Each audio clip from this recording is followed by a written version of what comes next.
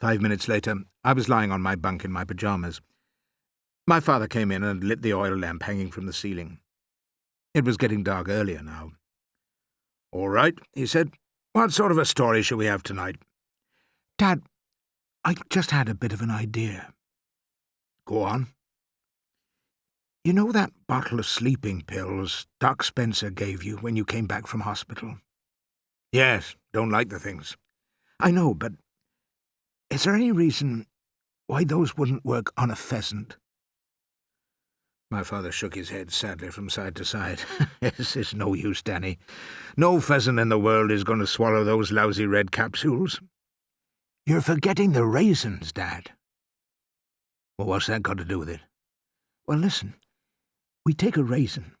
We soak it till it swells. Then we make a tiny slit in one side of it with a razor blade. Then we hollow it out a little. Then we open up one of your red capsules and pour all the powder into the raisin. Then we get a needle and thread, and very carefully we sew up the slit." Out of the corner of my eye, I saw my father's mouth slowly beginning to open.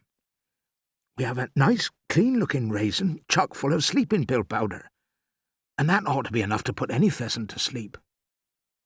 My father was staring at me. "Oh, my darling boy," he said softly, "I do believe you've got it." He was suddenly so choked up with excitement that for a few seconds he couldn't say any more. He came and sat on the edge of my bunk. "You really think it would work?" I asked him. "Yes," he said quietly. "It'll work all right. With this method we could prepare 200 raisins, and all we'd have to do is to scatter them round the feeding grounds at sunset and then walk away. Half an hour later, after it was dark and the keepers had all gone home, we would go back into the wood, and the pheasants would be up in the trees by then, roasting, and then the pheasants would be starting to feel groggy, and soon every pheasant that had eaten one single raisin would topple over unconscious and fall to the ground, and all we'd have to do is walk round picking them up. Dad, you will let me come with you. Danny, my love, if this thing works, it will revolutionize poaching. Yes, Dad, but can I come with you?" "Come with me?" he said, floating out of his dream at last. "But, my dear boy, of course you can come with me. It's your idea. You must be there. Now, where are those pills?" The small bottle of red capsules was standing beside the sink. He fetched it and unscrewed the top and poured the capsules onto my blanket. "Let's count them," he said. We counted them together. There were exactly 50. "That's not enough." Then he cried out, "Wait, there's no problem." He began carefully putting the capsules back into the bottle.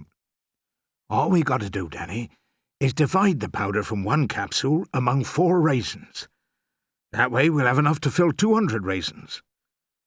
"But would a quarter of one of those pills be strong enough?" "Of course it would, my dear boy. Work it out for yourself. How much smaller is a pheasant than a man?"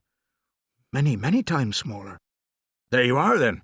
If one pill is enough to put a fully grown man to sleep, you'll only need a tiny bit of that for a pheasant." "But, Dad, 200 raisins aren't going to get you 200 pheasants.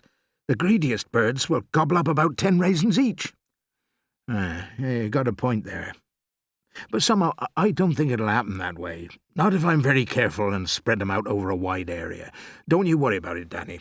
I'm sure I can work it." "And you promise I can come with you?" "Absolutely. And we shall call this method the Sleeping Beauty. But we must keep very calm from now on. We must make our plans very, very carefully. Today is Wednesday. The shooting party is next Saturday." "Cripes, that's in 3 days' time. When do you and I go up to the wood and do the job?" "The night before, on the Friday. In that way they won't discover that all the pheasants have disappeared until it's too late." "Friday's the day after tomorrow." My father stood up and began pacing the floor. "Here's the plan of action. Listen carefully. Tomorrow is Thursday. When I walk you to the school, I shall go into Cooper's stores in the village and buy 2 packets of seedless raisins. And in the evening we'll put the raisins in to soak for the night." "But that only gives us Friday to get ready 200 raisins. Each one will have to be cut open and filled with powder and sewed up again. And I'll be at school all day. No, you won't.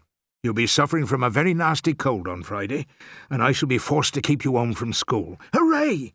We will not open the filling station at all on Friday. Instead, we'll shut ourselves in here and prepare the raisins. And that evening, off we'll go, up the road towards the wood, to do the job.